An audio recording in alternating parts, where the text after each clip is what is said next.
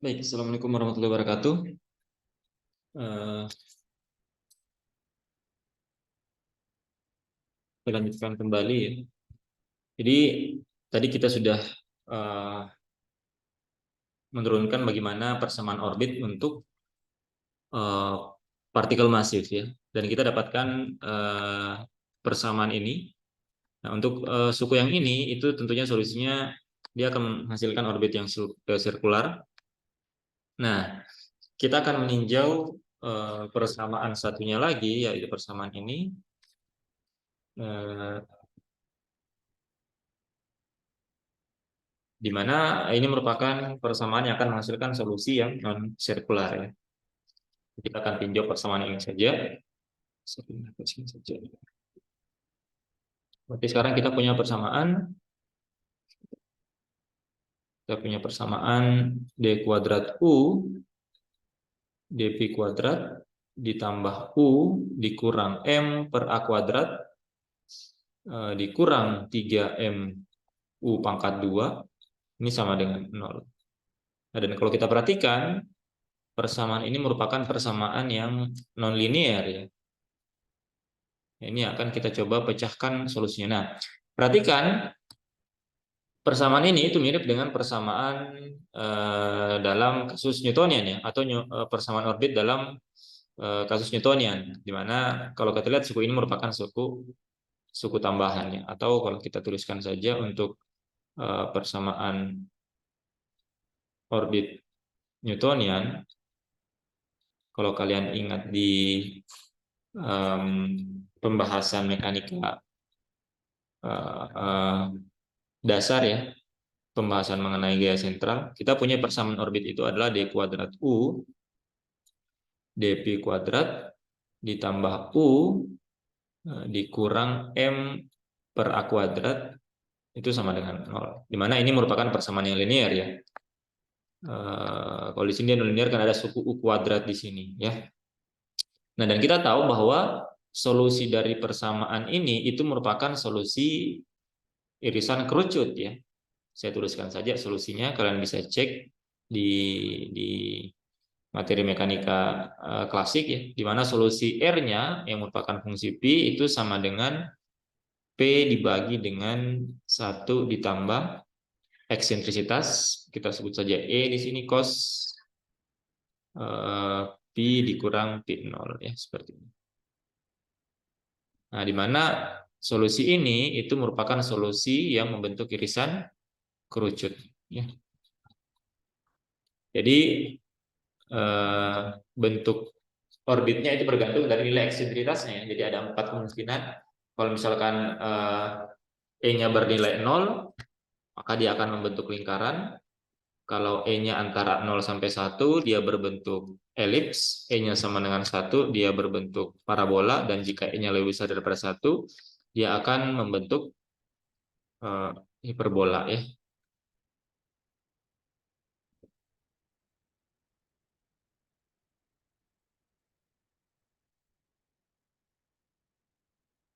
Nah, di mana kalau kalian ingat, P di sini itu biasa disebut sebagai semi-latus rectum ya.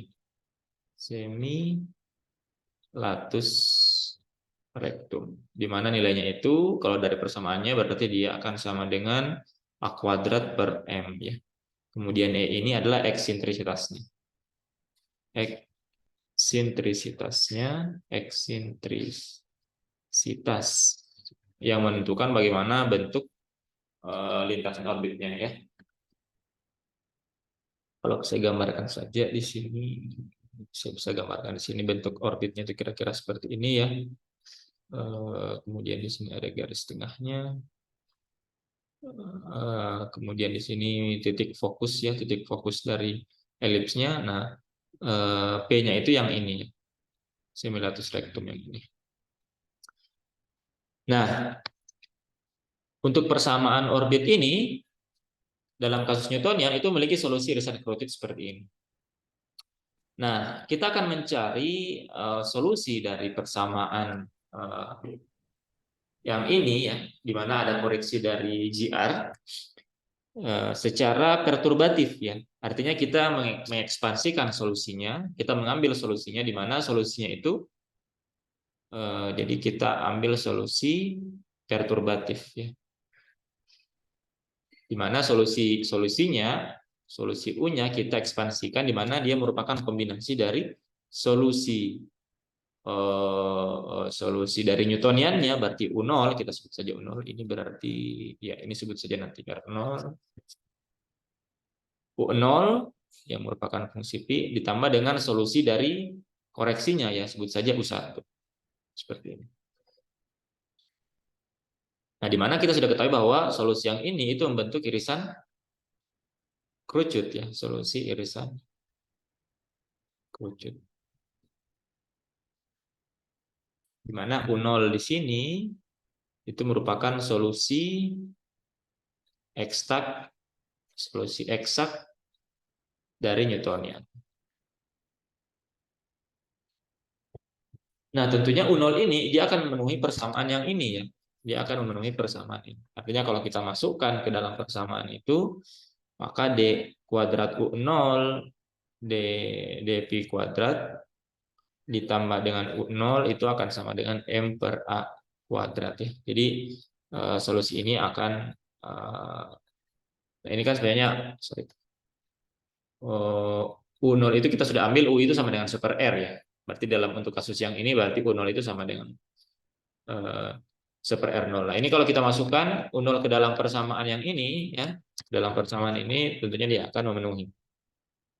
Nah, U1-nya ini kita masukkan ke dalam persamaan yang full di atas ya. Ke dalam persamaan yang ini ya. Jadi kita ketahui solusi persamaan orbit Newtoniannya berbentuk irisan kerucut.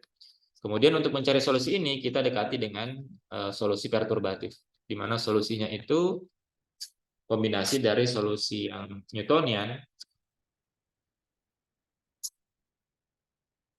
ditambah dengan solusi dari suku koreksinya ya. Jadi masukkan U1 ke persamaan yang full di atas, ke persamaan dengan suku koreksi JR.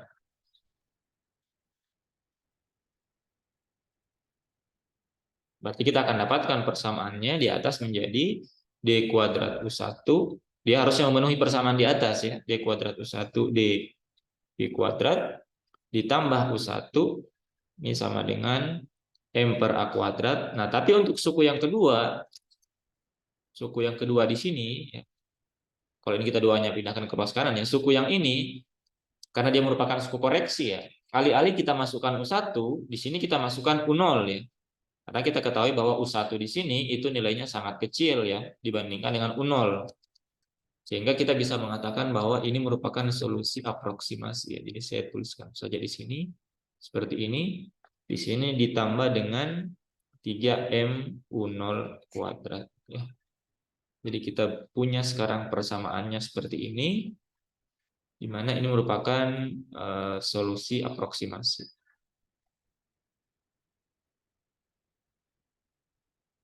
Nah, kita sudah tahu bahwa U0 itu solusinya adalah 1 per R0 di atas ya. 1 per R0 di atas berarti sama dengan 1 ditambah E cos, kita set saja P0-nya sama dengan 0 ya. Untuk memudahkan perhitungan di sini. P0-nya atau P awalnya itu sama dengan 0. Dibagi dengan P. P di sini adalah A kuadrat per M. Berarti di sini A kuadrat per M. Nah, sehingga kalau ini kita masukkan ke dalam persamaan kita akan dapatkan sekarang persamaannya di sini menjadi M per A kuadrat ditambah dengan 3M dikali dengan ini kuadrat ya. A kuadrat per M-nya bisa keluar, berarti ini dikali dengan M kuadrat per A pangkat 4 ya. M kuadrat per A pangkat 4 dikali dengan 1 ditambah E cos Pi seperti ini. Atau ini kita bongkar saja, ini kuadrat. Kita bongkar, kita akan dapatkan ini menjadi M per A kuadrat ditambah 3M pangkat 2 per A pangkat 4 dikali dengan 1 ditambah 2E cos pi ditambah E kuadrat cos kuadrat pi. Nah, ini kita kalikan masuk kembali. Ini pangkat 3, sorry. Ini sama dengan M per A kuadrat ditambah 3M pangkat 3 per A pangkat 4. Kemudian ditambah yang ini berarti 6M pangkat 3 E cos pi per A pangkat 4.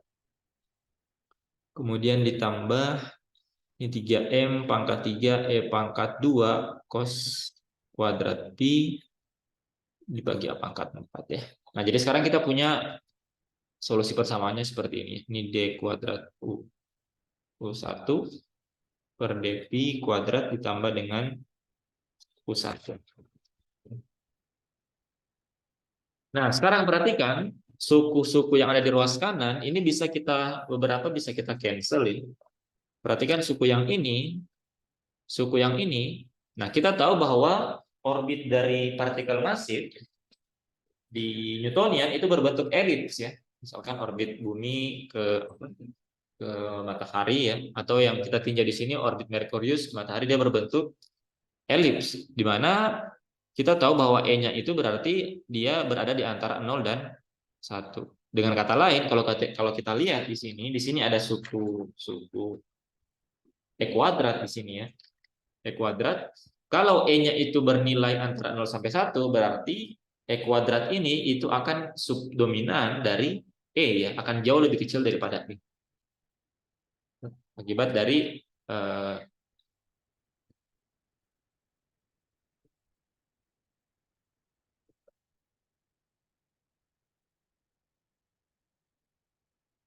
suku ini itu akan menjadi subdominan ya. Jadi suku yang ini dapat kita buang ya. Suku yang ini itu akan menjadi subdominan dibandingkan suku yang ketiga, karena E kuadrat itu jauh lebih kecil daripada E ya. Sehingga ini bisa kita samakan dengan, atau kita cancel atau sama dengan 0. Nah, kemudian suku yang kedua di sini dia juga akan menjadi subdominan dibandingkan suku yang pertama ya. Suku yang ini itu juga akan menjadi subdominan akibat A pangkat 4 di sini ya. Dibandingkan dengan dibagi A pangkat 2, ini akan menjadi subdominan. Sehingga ini juga bisa kita kita abaikan ya. Jadi dua suku ini kita abaikan, kita aproksimasi, sehingga sekarang persamaan kita itu tinggal menyisakan D kuadrat U1 dp kuadrat ditambah U1 itu sama dengan M per A kuadrat. Di sini berarti menjadi ditambah 6M pangkat 3 E cos pi per A pangkat 4. Sekarang kita punya bentuk persamaan sama.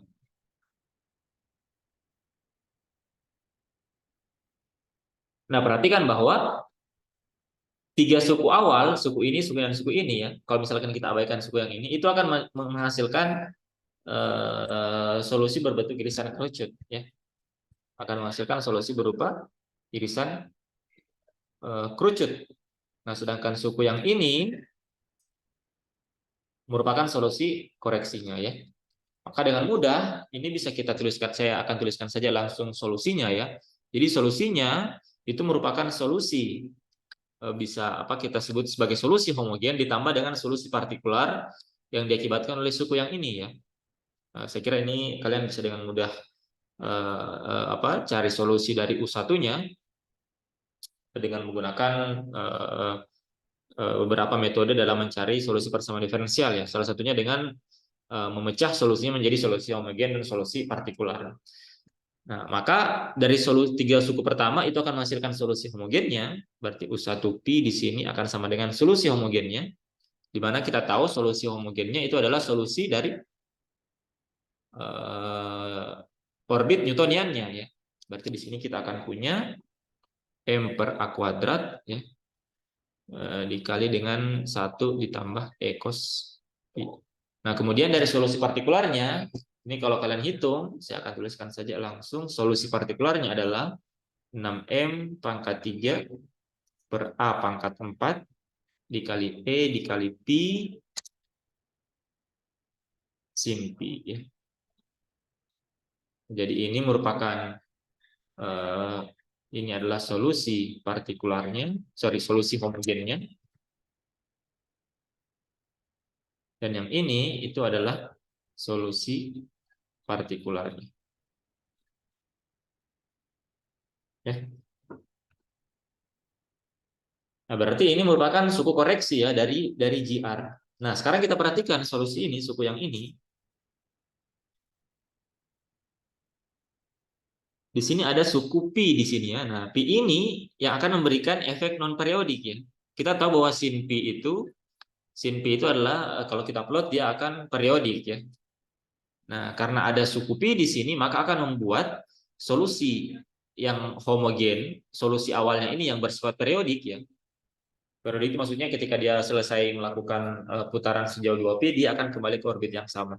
Karena adanya suku pi di sini, maka dia tidak akan kembali ke lintasan yang sama setelah menempuh satu periode. Ya. Maka ini akan menjadi koreksi dari orbit partikel uji kita. Atau ini bisa kita sederhanakan persamaannya ya. Ini menjadi M per A kuadratnya bisa kita keluarkan. Kemudian di sini berarti akan menjadi 1 ditambah ini E-nya bisa keluar, berarti cos pi ditambah dengan sini berarti tinggal 3M kuadrat per A pangkat 2 pi sin pi seperti ini.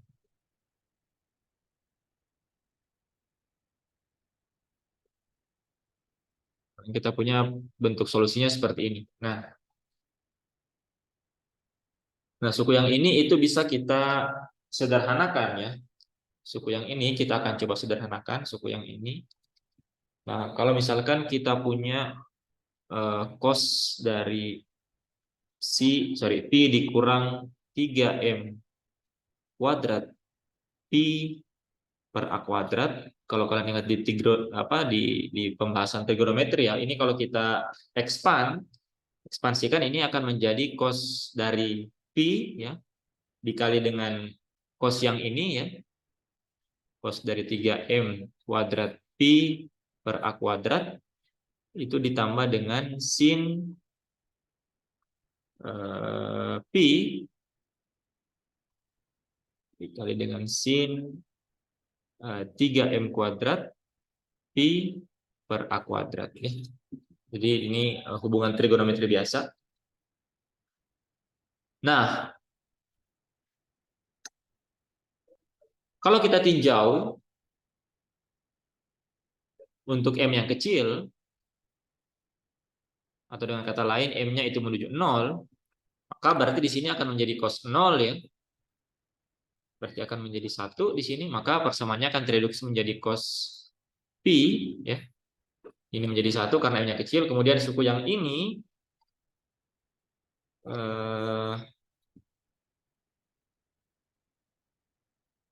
akan menjadi, kalau ini mendekati 0 ya, berarti kalau di sini M-nya sangat kecil, maka sin yang ini itu akan sama dengan yang ini. Kalau kalian ingat, kalau kita dekati sin theta ya, misalkan kita punya sin theta, di mana tetanya itu sangat kecil, maka ini akan sama dengan theta ya.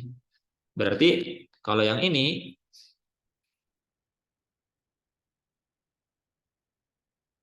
akibat M-nya itu sangat kecil ya, menuju 0, berarti akan membuat suku yang ini itu akan menjadi sangat kecil atau menuju 0 juga. Artinya sin 3M kuadrat pi per A kuadrat untuk M yang sangat kecil itu akan sama dengan 3M kuadrat pi per A kuadrat ya. Berarti ini akan sama dengan ini ditambah 3M kuadrat pi per A kuadrat dikali dengan sin pi seperti ini ya. Dan ini untuk M yang sangat sangat kecil ya. Nah, sekarang sehingga kita punya solusi yang ini itu mirip dengan yang ini. Jadi solusi yang ini itu mirip dengan suku yang ini. Nah, berarti suku yang ini itu bisa kita ganti dengan yang ini. Ya. Berarti sekarang kita punya solusi U1 I ya, itu sama dengan M per A kuadrat. Di sini 1 ditambah dengan E. Nah, suku yang ini diganti dengan yang ini ya. Berarti cos pi dikurang 3M kuadrat pi dibagi dengan A kuadrat. Nah, kita sekarang punya solusinya seperti ini. Tentunya ini ditambah dengan suku orde tinggi ya. Yang tadi kita abaikan sebut saja misalkan ini suku orde M2 pangkat 4 orde yang lebih tinggi ya. Yang sangat kecil yang kita bisa abaikan. Tapi yang kita tinjau adalah solusi yang di depan ini ya. Ini suku kuadratik ya. Yang kita bisa abaikan karena nilainya sangat kecil. Nah, sekarang kita punya solusi yang ini ya, solusi setelah ada koreksi dari GR. Nah, kita bisa mengambil misalkan ini adalah C ya. Nah, kita tahu bahwa satu kali putaran orbit itu antara 0 sampai 2 pi ya. Jadi planet itu mengorbit dari 0 sampai 2 pi, kemudian kalau dia di Newtonnya dia akan kembali ke orbit yang semula. Artinya pi di sini itu berada di antara 0 sampai 2 pi ya, seperti itu. Nah, kalau kita masukkan di sini berarti di sini 0 sama dengan pi dikurang 3M kuadrat pi per A kuadrat seperti ini. Nah, ini pi-nya bisa kita keluarkan ya. Pi-nya bisa kita keluarkan berarti 0 di sini pi 1 dikurang 3M kuadrat pi per A kuadrat kurang dari 2 pi. Nah, suku yang ini bisa kita pindahkan ke ruas kanan, maka kita akan dapatkan 0 pi 2 pi dibagi dengan 1 dikurang 3M kuadrat pi per A kuadrat. Nah, suku yang ini itu bisa kita sederhanakan dengan mengekspansikan suku yang ini ya. Ini akan sama dengan, kalau suku penyebutnya ini kita ekspansikan yang 1 per 1 kurang 3M kuadrat pi per A kuadrat, ini akan sama dengan 2 pi dikali dengan 1 ditambah 3M. Sorry, ini sudah tidak ada pi-nya di sini ya. Karena pi-nya sudah keluar. Nah, ini saja. 1 ditambah 3M kuadrat per A kuadrat ya. Ini kalau kita ekspansikan akan dapatkan seperti ini. Nah, atau ini akan sama dengan kalau kita kalikan masuk 2 pi-nya, 2 pi ditambah dengan 6 pi M pangkat 2 per A kuadrat ya. Nah, perhatikan bahwa di sini ada suku koreksi di sini ya. Untuk satu kali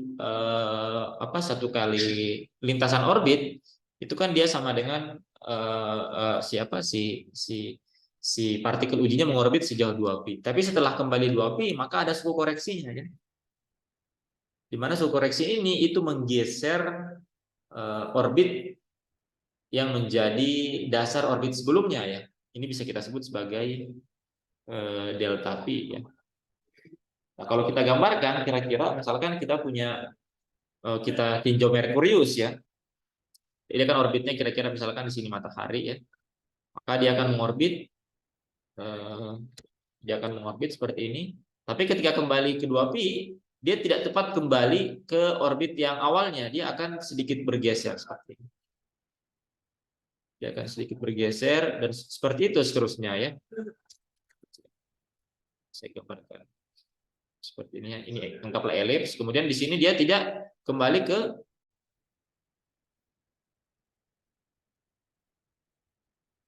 sebentar, saya kembali. Nah, inilah yang merupakan suku koreksi dari GR ya. Dari yang awalnya orbitnya itu orbit misalkan ini planet Merkurius terhadap matahari, yang orbit awalnya itu dia orbitnya di sini ya. Kemudian ternyata karena ada pengaruh lengkungan ruang waktu dari si matahari ini ya sebagai sumber gravitasi, sumber massa yang mengakibatkan kelangsungan ruang waktu, maka terjadi pergeseran orbit dari si Merkurius. Nah, sebesar delta pi. Inilah koreksi orbit. Tentunya koreksi ini itu jauh lebih kecil dibandingkan dengan 2 pi ya. Nah, kalau kita masukkan nilai-nilai konstannya ya di Merkurius, maka kita akan dapatkan bahwa delta pi-nya itu sama dengan itu 43,03 arc second per 100 tahun ya. Jadi untuk waktu yang singkat tentunya dia akan tidak terlihat jelas ya pergeseran orbitnya, tapi per 100 tahun dia akan terlihat adanya perubahan orbitnya. Nah, ini berdasarkan perhitungan dari prediksi dari Einstein ya. Sedangkan hasil astronomis, observasi astronomis, delta P-nya itu sama dengan 43,11 plus minus 0,4 arc second per 100 tahun. Jadi kalau kita lihat di sini hasil perhitungan dari koreksi dari dari Einstein itu hampir tepat sama dengan hasil observasi.